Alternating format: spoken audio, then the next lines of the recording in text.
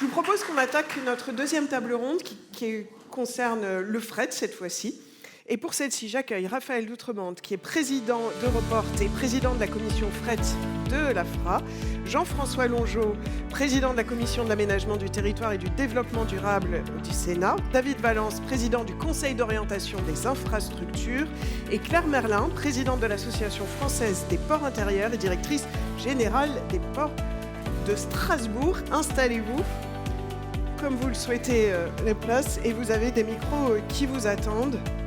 Parler de cette concurrence qui est aussi une chance pour le fret. En tout cas, c'est ce qu'on va voir. Et puis évidemment, l'actualité du fret, et on en a déjà parlé, hein, c'est la conférence aussi Ambition France Transport, forcément, qui s'est tenue donc avant l'été. L'idée, c'est de trouver un nouveau modèle de financement des transports. Je vais commencer par vous, Jean-François Longeot. Est-ce que cette conférence a permis d'établir un diagnostic complet ? On sait qu'il y a pas mal de sénateurs qui ont travaillé sur le sujet. Quel résultat ? Quel est votre avis sur les débouchés de cette conférence quand on s'intéresse au fret ? Vous me permettrez de vous remercier de cette invitation et vous me permettrez également de saluer l'initiative qui a été prise par le ministre des Transports, parce que ce problème, effectivement, du financement est un problème récurrent. C'est un problème dont on parle depuis de nombreuses années. Et la tenue de cette conférence nationale sur le financement, elle constituait, à mon avis, une étape totalement incontournable. En effet, notre pays accuse incontestablement un retard manifeste dans l'entretien et le développement de ses infrastructures. Et le réseau, tout le monde le sait, est vieillissant, et les ambitions climatiques de la France supposent un report modal. Donc beaucoup plus massif vers le rail et plus largement vers les modes durables. Et donc cette transition ne pourra s'opérer sans des infrastructures modernes et fiables. Et cette conférence Ambition Transport a déjà permis une chose qui me paraît importante, c'est de rassembler l'ensemble des parties prenantes afin de mettre en avant ces enjeux sur la table.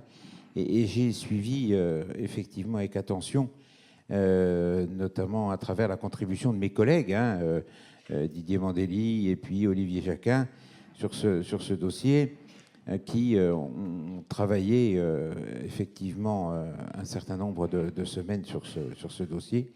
Et le rapport qui a été publié à l'issue constitue un document de référence. Et je crois qu'il y a effectivement des pistes qui s'ouvrent sur ce sujet qui peuvent permettre effectivement de trouver un certain nombre de financements qui, notamment avec les péages autoroutes, la revue du cahier des charges, je crois que c'est quelque chose qui est fondamental. Voilà. Et je pense que cette conférence, je vous le donne un avis personnel.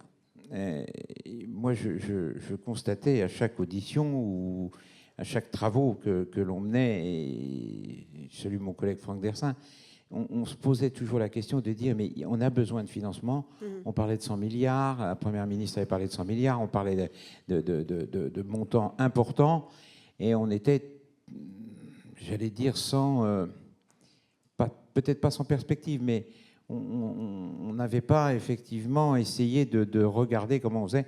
Et je pense que cette conférence des financements a permis, alors bien sûr, d'ici effectivement les contrats de concession soient revus, c'est en 2031, c'est pas tout de suite, mais je crois qu'il y a effectivement une véritable prise de conscience. Et il faut qu'on réponde à l'attente parce que on a des demandes de train. Il y a des enjeux. Ouais. Complètement. David Valence, est-ce que vous avez le même aperçu ? Est-ce que ça permet d'inscrire un peu une pérennisation peut-être des moyens ? Comment vous voyez cette conférence ? Quel est votre regard ? Alors, je pensais qu'on allait parler du fret ferroviaire, mais si vous voulez qu'on parle des conclusions d'Avenir France Transport, il n'y a pas de difficulté. J'y ai participé très directement avec Dominique Bussereau, qui d'ailleurs s'exprimera tout à l'heure. Alors, je ne crois pas que Ambition France Transport ait permis de révéler le chiffre de besoin d'investissement dans le réseau d'1,5 milliard. C'est un chiffre qui était connu depuis très longtemps, sur lequel plusieurs rapports du Conseil d'orientation des infrastructures et auparavant même Mobilité 21 étaient déjà revenus. En revanche, il a permis... les deux grands acquis, c'est le premier sur le réseau ferroviaire, d'établir une bonne fois pour toutes ce qui avait déjà été écrit, mais ce qui est maintenant largement partagé, y compris par Bercy, que ce besoin d'investissement supplémentaire à partir de 2028 et jusqu'en 2042 de 1,5 milliard ne pourrait pas être couvert par les seuls produits de l'activité du groupe public ferroviaire. Et qu'il y aurait besoin d'un apport budgétaire différent, je dis budgétaire parce que c'est de toute évidence la solution, qui tiendra soit à une fiscalité nouvelle, soit à de la redistribution de fiscalité existante. Mais en tout état de cause, les moyens du groupe public ferroviaire n'y suffiront pas, y compris avec ce qu'on peut attendre, et ce que Rachel Picard disait est parfaitement exact, et Thierry Guimbaud également, du produit de la concurrence dans ce qu'elle apportera de ressources nouvelles pour SNCF Réseau. Et la deuxième chose qui m'apparaît fondamentale dans le travail qu'on a conduit, et sur lequel Dominique Bussereau reviendra, c'est que Avenir France Transport a décrit une possibilité, un chemin d'évolution des concessions autoroutières. Alors, on ne va pas revenir ici sur les propositions, sur la durée, sur la taille de ces concessions, mais surtout, elle a affirmé la nécessité de brancher la différence entre la rentabilité constatée et la rentabilité qui sera définie comme acceptable dans l'activité de ces concessions autoroutières sur une utilisation 100% transport, y compris pour accompagner l'accélération de l'investissement dans la régénération et la modernisation des réseaux au sens large, le ferroviaire, la route et le fluvial, parce que c'est aussi une question de philosophie. En fait, Avenir France Transport a réaffirmé qu'on devait d'abord faire fructifier et moderniser le patrimoine existant en matière d'infrastructure et que des projets de développement devaient être réexaminés avec peut-être un tamis un peu plus serré que par le passé. On reviendra sur les leviers spécifiquement pour le développement du fret. Je voudrais continuer le tour de table avec vous, Raphaël Doutrebente. Vous avez participé à la conférence. Pour vous, c'est quoi les enjeux principaux, justement, que vous avez entendus, peut-être entendu des réponses aussi sur le développement du fret au cours de cette conférence ? Alors oui, j'ai participé, j'ai même représenté l'ensemble des entreprises ferroviaires, dont la SNCF d'ailleurs. Donc vous voyez, même à l'AFRA, on est fiers de représenter la SNCF. Je crois que c'est important parce que c'est un acteur majeur. Je ne vais pas répéter ce qui a été dit par le président Longeau et David Valence, mais je pense que ce qui a été intéressant aussi, c'est de faire le constat qu'il n'y avait plus d'argent. Et brutalement, ça nous oblige à être un peu créatifs. Et ça nous a obligés, avec l'ensemble des acteurs, dans l'atelier consacré au fret, de trouver des moyens de développement avec même les routiers.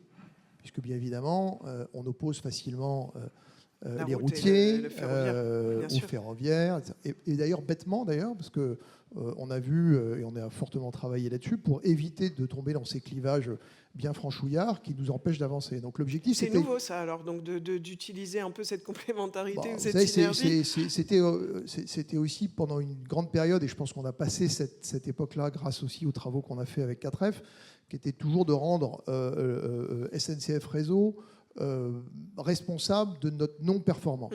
Voilà. Moi, je l'ai entendu en arrivant chez Europort, je l'ai entendu longtemps avec mes collègues, mais à un moment, quand on a fait ce constat-là, qu'est-ce qu'on fait ? Alors, soit on reste dans les clivages purement politiques, mais moi, je ne fais pas de politique. L'objectif, c'est avant tout de se dire comment est-ce qu'on arrive à faire travailler tous les acteurs ensemble.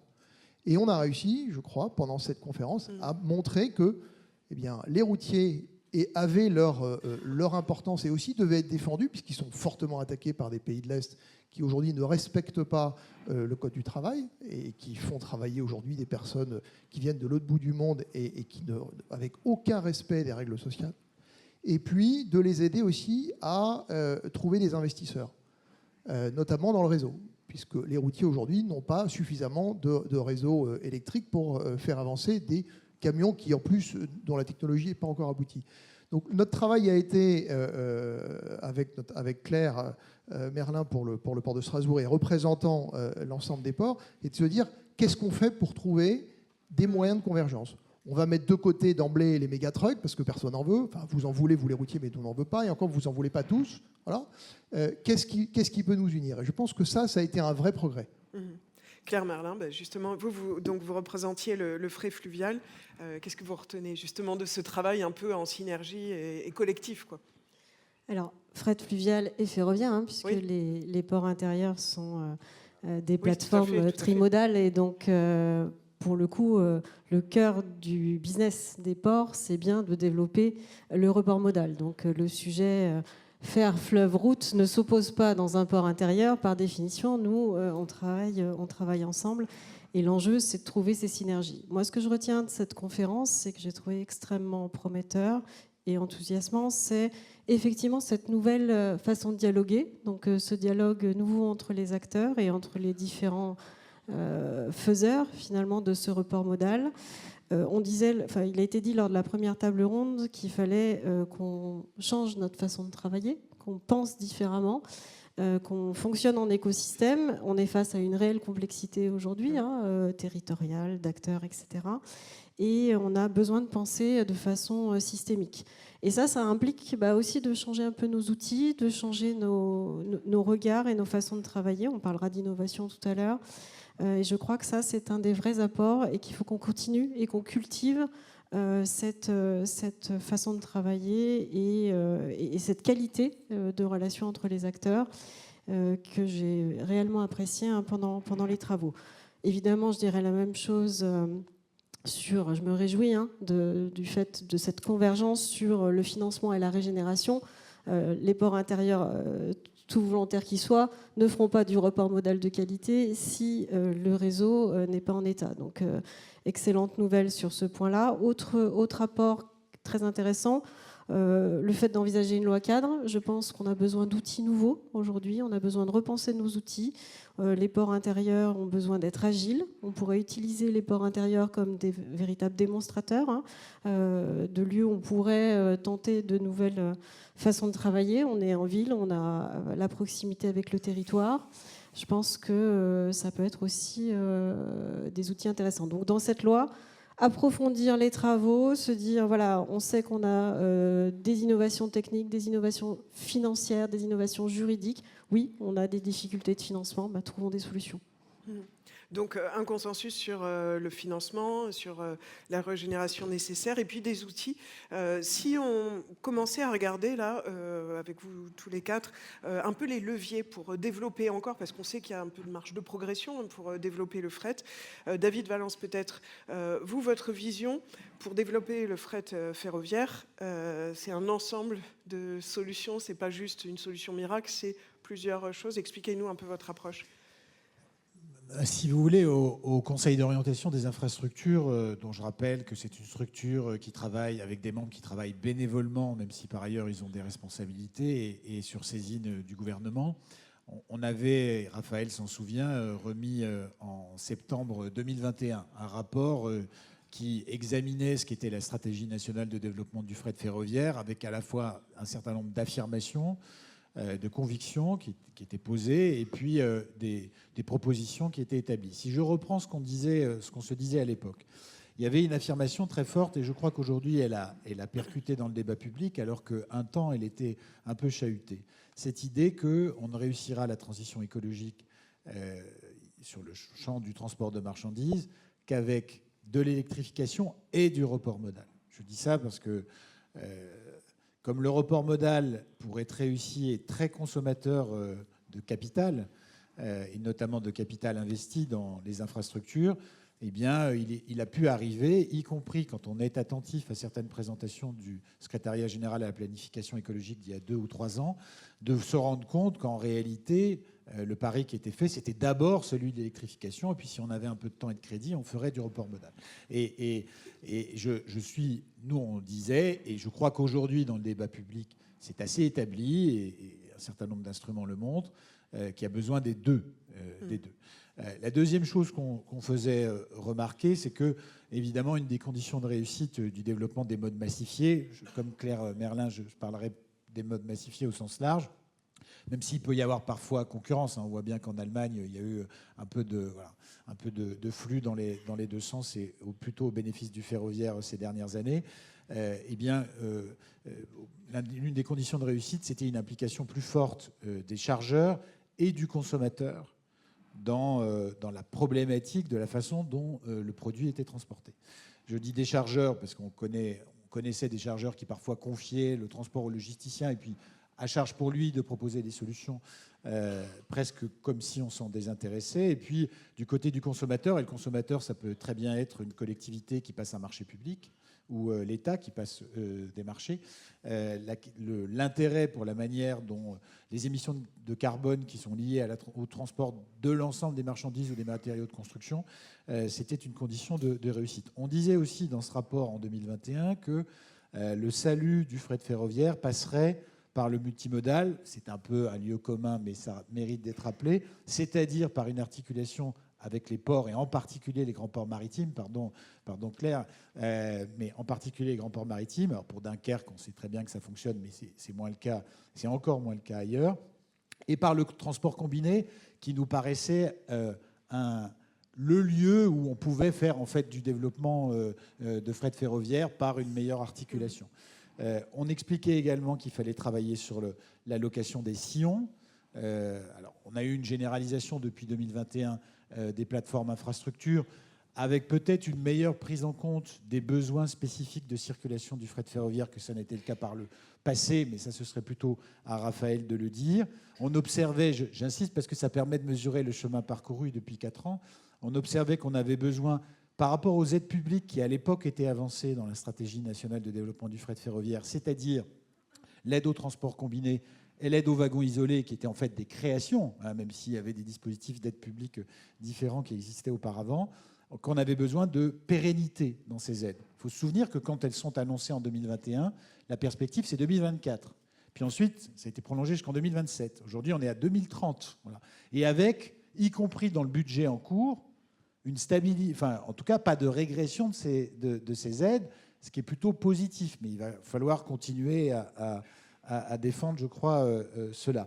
On insistait sur le besoin d'investissement sur la longue distance. Je suis de l'Est, donc je parlerai évidemment de la mise au gabarit P400 des tunnels des Vosges, qui est un sujet que beaucoup connaissent, qui normalement est bien parti pour une fois en matière de développement de crédit public.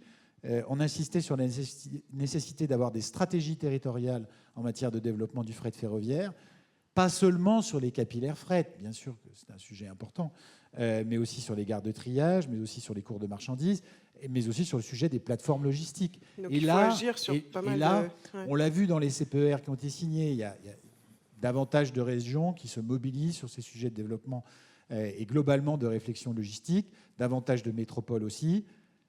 Mais sur le sujet du foncier, de la concurrence qui peut exister sur certains espaces fonciers, de la capacité à réserver des espaces fonciers au développement d'activités logistiques qui sont embranchés à un mode massifié, on a encore coince un peu. Voilà, on a encore beaucoup de travail à faire et de prise de conscience. Même si c'est fléché déjà, donc dans des moyens dans les contrats. Dans les contrats de plan État-région, dans la plupart des contrats de plan État-région, sauf par mois d'avenant qui se sont terminés il y a quelques mois, il n'y avait pas de crédit destiné au fret ferroviaire. Aujourd'hui, il y en a, et c'est une première manifestation du programme Ulysse avec les 4,5 milliards à déployer d'ici à 2032, soit 300 millions de plus par an en investissement dans le réseau pour le fret ferroviaire. Il faut que toutes les pierres s'enclenchent un peu.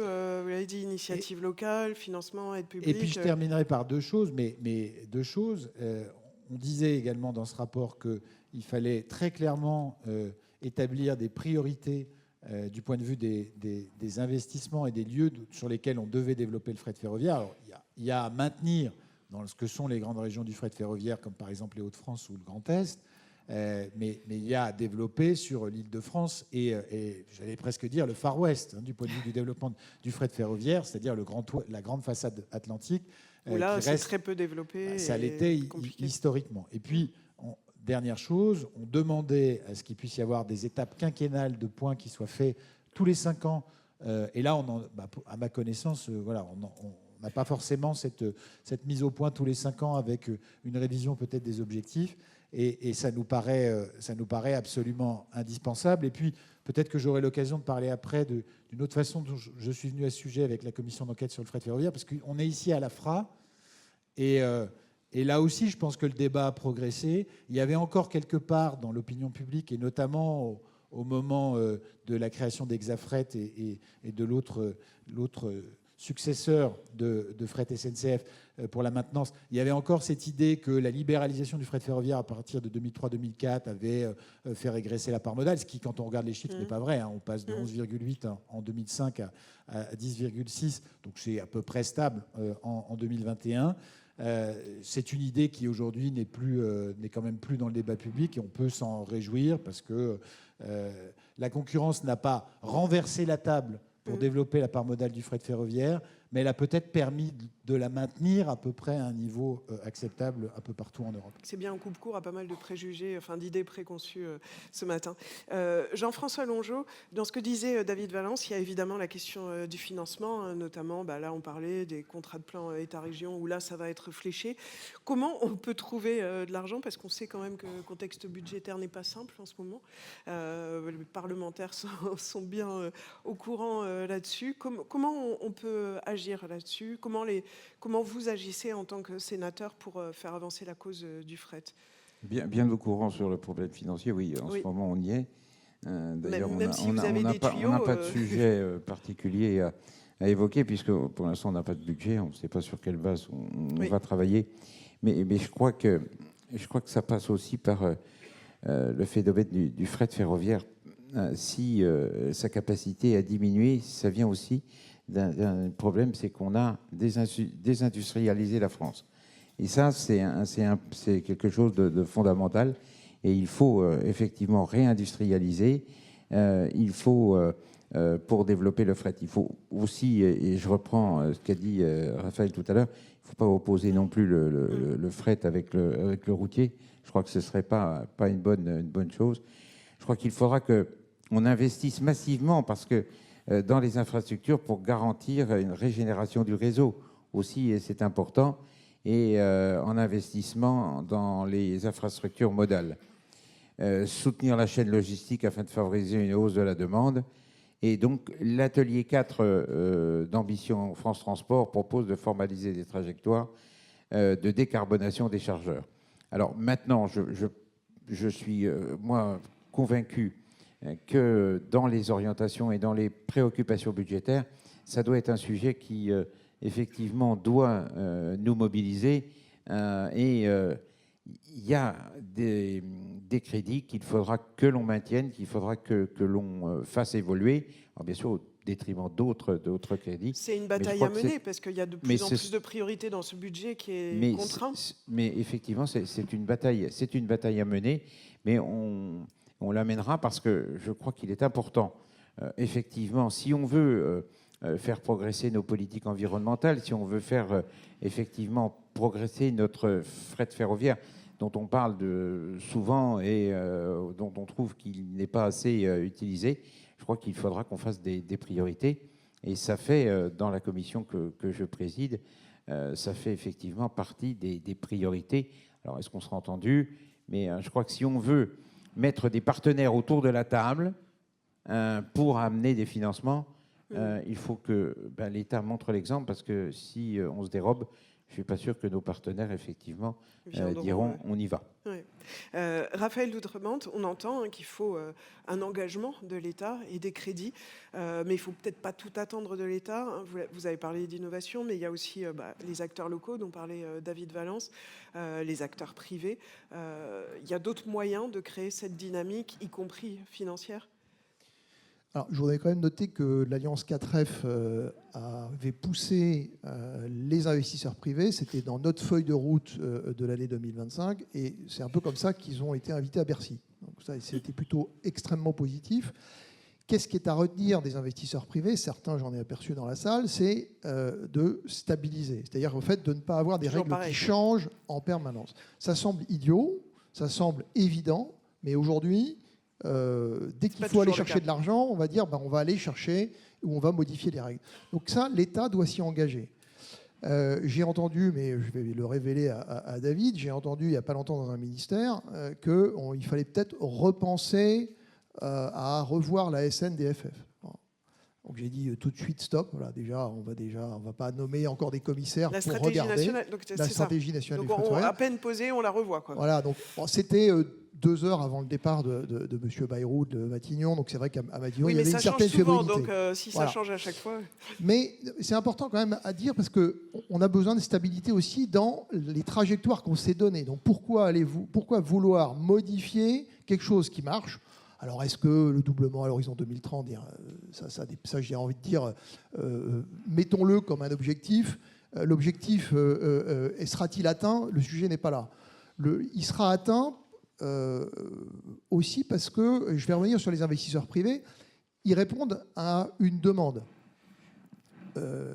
Mathieu Chabadel l'a indiqué tout à l'heure, le contournement de Lyon.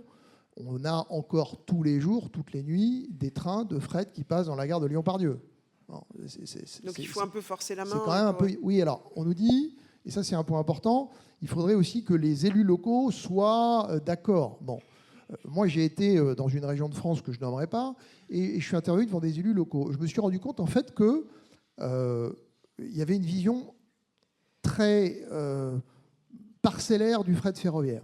Voilà, j'ai même entendu certains qui voulaient faire une ligne Metz, Lyon, Nantes de nuit, train de nuit. Un autre qui voulait électrifier pour 400 millions quelques kilomètres de voies.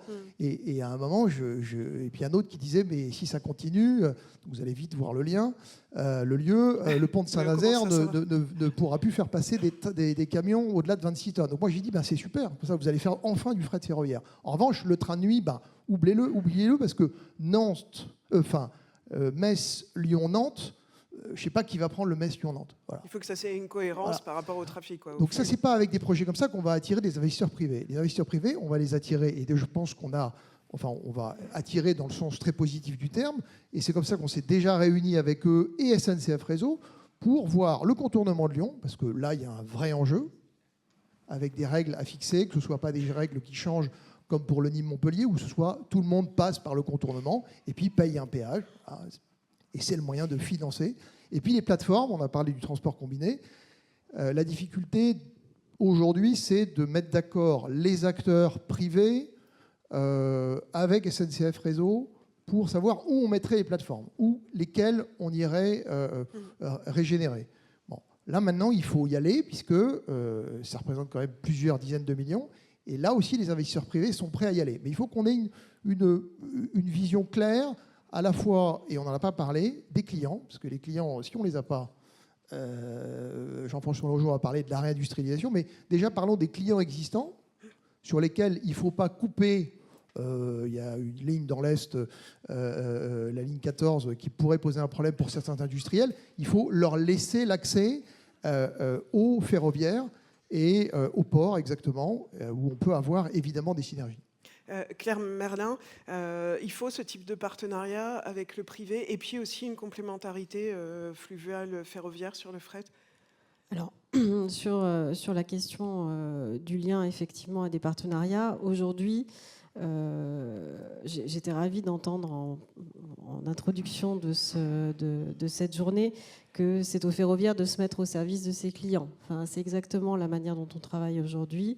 Et effectivement, l'enjeu, et notamment dans un port, c'est pour nous d'aller proposer des solutions de report modal. Simplement, les chargeurs, les industriels, ils ont tout un tas de sujets. C'est relativement complexe et donc la question c'est comment on se met en ordre de marche pour leur proposer des solutions, je dirais pas sur étagère parce que ce serait excessif, mais en tout cas le plus possible, et de travailler avec eux pour construire ces solutions-là.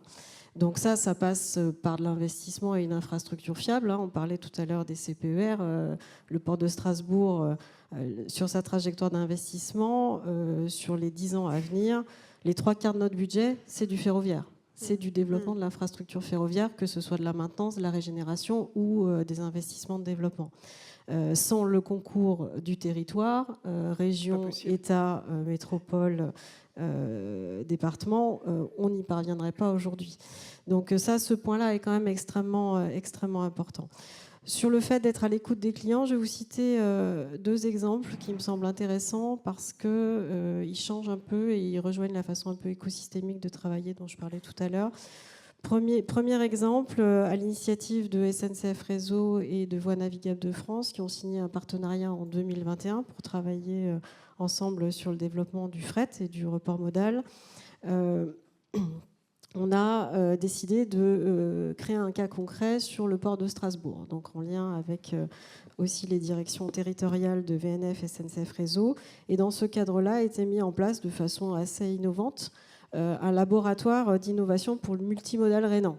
Donc ça a consisté en quoi? Ça a consisté à faire un diagnostic auprès de 50 chargeurs, d'identifier des flux, donc globalement qui correspondaient à 360 000 tonnes, et de travailler avec certains chargeurs volontaires pour expérimenter et voir quel type de solution, à partir au départ du port de Strasbourg, on pouvait leur proposer. Donc on travaille aujourd'hui avec un de nos très gros industriels qui a beaucoup de flux camions et qui expérimente une liaison Strasbourg-Duisbourg pour transférer ces bobines.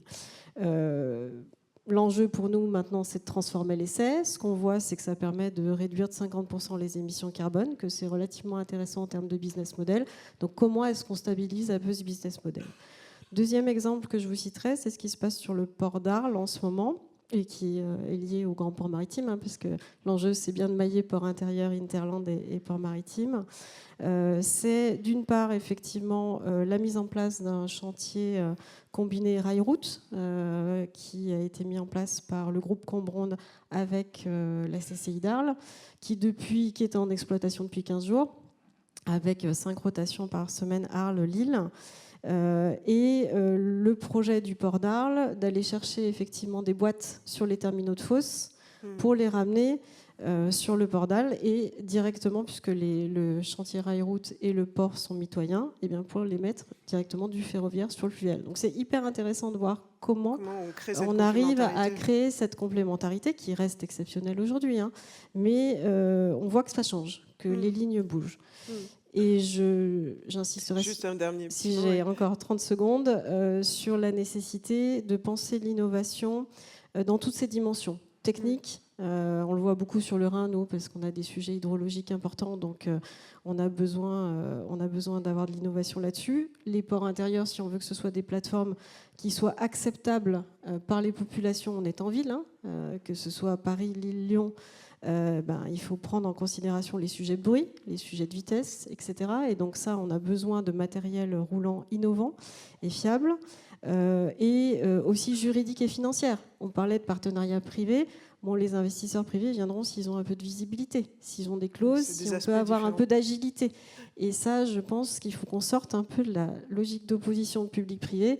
On dit souvent le privé a besoin de visibilité. J'ai envie de vous dire moi aussi, hein. Pourtant je suis une entreprise publique. Donc on a besoin de stabilité. Comment est-ce qu'on construit ça de façon équilibrée? C'est ce qui revient souvent quand même, stabilité et visibilité. Peut-être un petit mot de la fin, David Valence. On a discuté pas mal de freins à dépasser, mais des possibilités pour développer le fret, si on peut rester optimiste sur le développement du fret ferroviaire. En tout cas, c'est ce qu'on entend, qu'il y a des possibilités par-ci, par-là, vous l'avez dit, qu'elles soient locales, qu'elles soient de l'engagement financier, des acteurs privés, de l'innovation. Un petit mot pour conclure la table ronde. Oui, alors si on veut conclure de façon optimiste, oui, c'est toujours bien. Qu'on regarde les choses malgré un contexte sur le transport de marchandises au sens large qui de toute façon est déprimé, que ce soit pour la route comme pour le fer et pour la voie d'eau. Optimiste parce que effectivement en crédit public sur les infrastructures dédiées fret ou liées au fret. Je rappelle que l'essentiel encore une fois, des circulations de fret se font sur le réseau structurant et que donc le 1,5 milliard en plus dont on a parlé à partir de 2028 jusqu'en 2042, il concourra également à l'amélioration des conditions de circulation des trains de fret, y compris dans l'attribution des sillons. Voilà. Sur le sujet infrastructure, mobilisation de crédit public, identification du besoin de report modal et donc de son intensité capitalistique, on a franchi des étapes. Et les politiques publiques aujourd'hui, en investissement sur les infrastructures, elles sont moins uniquement ciblées voyageurs que peut-être elles ne l'étaient il y a 20 ans. Deuxième élément positif, l'évolution de la culture des logisticiens. Pour le dire assez simplement, on sait tous que les modes massifiés sont des modes complexes, plus complexes que ne l'est la route. Ça demande une culture spécifique, parfois des formations spécifiques. Et cette culture des logisticiens, elle a évolué. Je l'avais dit en présidant la commission d'enquête, Alexandre Gallo m'avait entendu le dire. il y a quelques années, on pouvait avoir l'impression que le sujet du fret ferroviaire, c'est un sujet de niche, voire un sujet de poète dans certaines entreprises ou chez certains logisticiens. C'est beaucoup moins le cas aujourd'hui, et ce développement, en partie issu de la demande que les chargeurs en font en lien avec leurs objectifs de réduction de leurs émissions de carbone, voilà, et de consommation d'énergie, on n'en parle pas assez, eh bien, cette préoccupation, ce changement de la culture des logisticiens, il commence timidement, mais en tout cas, je crois qu'on peut le voir se faire et se produire. Et puis, il y a des questions qu'on n'osait pas poser, ou pas assez, il y a encore quelques années, et qui commencent à être posées, alors parfois sur des crédits qui sont très disputés, mais qui méritent d'être posés. Je pense que la question, par exemple, de la mobilisation des C2E sur les renouvellements de matériel ferroviaire fret, bon, c'est un sujet clé. On sait que la durée de vie d'un matériel fret est plus longue que celle d'un matériel voyageur, d'à peu près 10 ans de plus. Mais enfin, on a devant nous, y compris sur les parcs d'Exafret, par exemple, pour prendre l'entreprise publique, donc qui assure encore une part assez significative des circulations, on a des enjeux d'investissement très importants dans le renouvellement du matériel ferroviaire.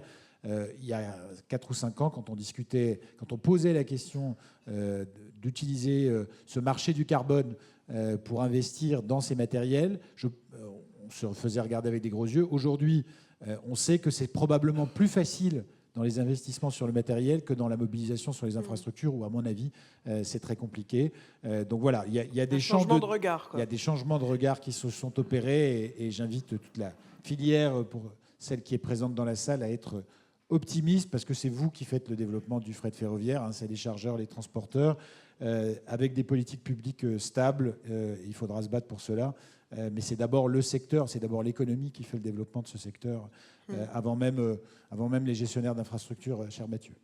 Merci beaucoup. Merci à vous 4 pour tous ces éléments d'information. On peut les applaudir en effet, avec cette touche optimiste pour le développement du fret ferroviaire et la concurrence qui facilite ça finalement.